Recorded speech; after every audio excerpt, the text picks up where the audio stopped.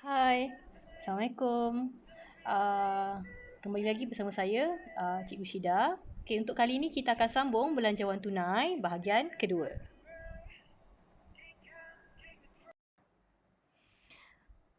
Baiklah, ini adalah belanjawan tunai, format dia. Okay, kalau dilihat di sini, format belanjawan tunai, yang pertama, okay, di sini saya tunjukkan, kalau soalan ini dikaitkan dengan belanjawan bagi 3 bulan berakhir. Okay, maksudnya kita akan susun mengikut bulan, 3 bulan terakhir. Tetapi, andai kata jika soalan itu bukan sebut tentang bulan, tetapi dia tukar kepada tahun. Bila dikaitkan dengan tahun, maka kita akan gantikan ketiga-tiga ini dengan tahun yang terlibat. Okay, contoh di sini yang saya boleh nyatakan, kalau dikatakan tahun berakhirnya adalah pada tahun 2021, maka kita akan letak bulan ini, kita akan gantikan dengan iaitu tahun 2019 diikuti 2020 dan yang terakhir ini barulah kita letakkan dekat bahagian ini iaitu bagi tahun 2021. Okey, begitu juga dengan bulan. Jika dikaitkan dengan bulan, katalah andai kata ini dikatakan bulan Mac yang terakhir, maka kita akan susun daripada yang pertama ini adalah Januari, yang kedua ini adalah Februari dan yang ketiga adalah Mac. Okey. Jadi ini adalah format dia. Format di sini kita akan susun bermula dengan baki BB. Kemudian kita akan susun dengan penerimaan. Okay, bahagian penerimaan ini kita akan letakkan segala penerimaan yang ada berdasarkan soalan. Diikuti dengan jumlah penerimaan secara keseluruhan di ruangan ini. Kemudian kita akan letak keseluruhan bahagian pembayaran yang ada pada soalan. Kemudian diikuti dengan total jumlah pembayaran. Diikuti dengan lebihan dan kurangan. Dan akhir sekali kembali kepada baki HP. Saya teruskan bagaimana kita nak kenal pasti soalan ini. Okey, semua boleh merujuk kepada buku teks muka surat 93. Yang pertama, kita lihat pada soalan. Kalau kita tengok soalan yang pertama ini, dia kata memulakan perniagaan dengan membawa masuk modal. Bila dikatakan membawa masuk modal iaitu tunai di bank, di sini kita maksudnya terima duit. Belian pula adalah pembayaran. Sebab kita beli barang, duit akan keluar untuk dibayar. Kemudian jualan. Jualan adalah penerimaan sebab kita akan terima duit selepas kita menjual barang-barang tersebut. Okay. Kemudian diikuti dengan gaji, kadar bayaran dan belanja am. Ketiga-tiga ini adalah pembayaran kerana tiap-tiap bulan akan dibayar benda-benda ini. Dan akhir sekali kita akan lihat di sini kita ada pinjaman. Pinjaman ini kita akan terima duit. Jadi sebab itulah kita akan letak pinjaman di bahagian penerimaan. Diikuti dengan bayaran bulanan faedah.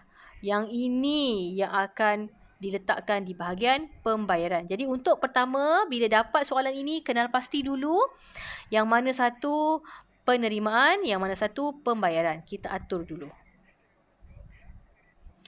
Okey, kita teruskan. Ini adalah format yang tadi saya dah tunjukkan. Okey, di pelajar boleh mula menyediakan format ini.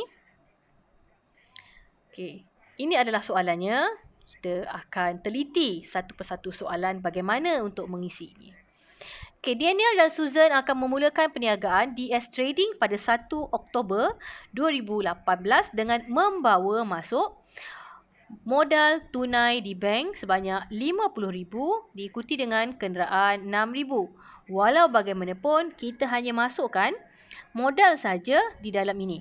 Bahagian ruangan penerimaan kerana modal itu adalah duit. Duit iaitu yang berada di bank.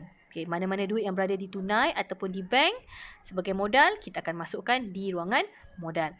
Kenderaan ini adalah barang, iaitu aset bukan semasa. Okey. Disebabkan kita hanya menyediakan belanjawan tunai, maka kita hanya menguruskan duit. Okey, duit keluar dan duit masuk sahaja. Sebab itulah kita tak masukkan kenderaan 6,000. Manakala di sini kalau kita lihat baki, disebabkan soalan ini adalah memulakan perniagaan, jadi tiada angka baki di ruangan Ogos. Okey, tiada angka baki di ruangan baki BB bahagian Ogos. Saya teruskan dengan langkah ketiga, iaitu merekod semua penerimaan yang ada. So tadi kita dah atur yang mana satu penerimaan, yang mana satu pembayaran. Jadi kali ini kita susun semua penerimaan. Okey, di sini kalau kamu lihat, kita ada dimaklumkan di sini kita ada jualan sebanyak 12,000 pada bulan Ogos.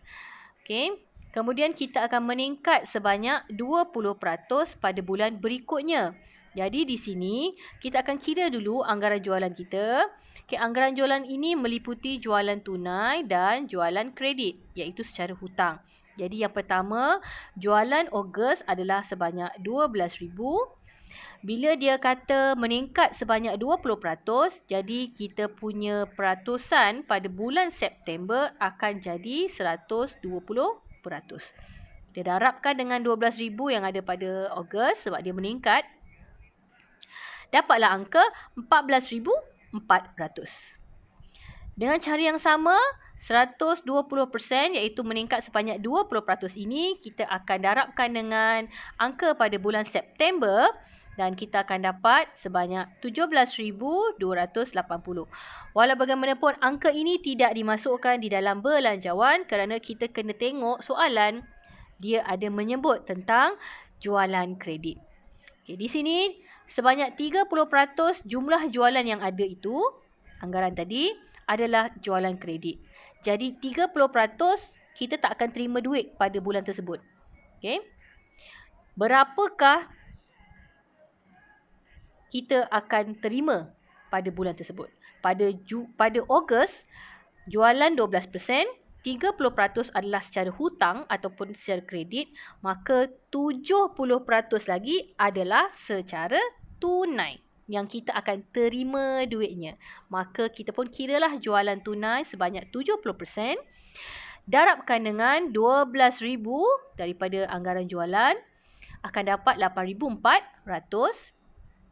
Manakala 30% tadi, dia kata secara hutang. Okey, tengok di sini. 30% secara hutang itu perlu dimasukkan ke dalam bulan berikut. Sebab itu kita akan pindahkan ke bulan September kerana dia memberi tempoh kredit selama sebulan. Maknanya dia beli pada bulan Ogos tetapi bayar pada bulan September. Okey, merupakan peratusan ini dia adalah secara hutang. Secara hutang. Okey, kita lihat di sini. Okey, secara hutang 30%. Okey, 30% secara hutang, kredit tempoh hutangnya adalah sebulan. Maknanya dia beli bulan Ogos sebanyak 70% yang dia akan terima duitnya. Tetapi 30% lagi dia akan terima duit pada bulan hadapan, iaitu pada bulan September. Okey, sebab itulah bila buat pengiraan, dia akan jadi seperti ini. Okey, kita akan lihat. 70% adalah secara tunai, manakala 30% adalah penerimaan pada bulan berikutnya. Okey, 70% adalah 8,400. Baki dia 30% adalah 3,600. Manakala September, 70% adalah 10,080. 30% adalah 4,320 pada bulan berikutnya. Manakala pada bulan Oktober, 70% sebanyak 12,096. 30% pada bulan November. Okey, tapi kita tak tunjukkan November di sini sebab kita hanya nampak yang perlu ditunjukkan hanya pada Ogos, September dan Oktober sahaja. Okey. Barulah kita memindahkan angka-angka ini ke dalam belanjawan. Okey, jualan tunai tadi kita akan masukkan ke tiga-tiga di sini. Manakala akaun belum terima, dua ini kita akan pindahkan ke sebelah sini, sebelah belanjawan. Okey, itu adalah cara pengiraan untuk jualan. Okey, soalan jualan ini adalah kebat. Okey.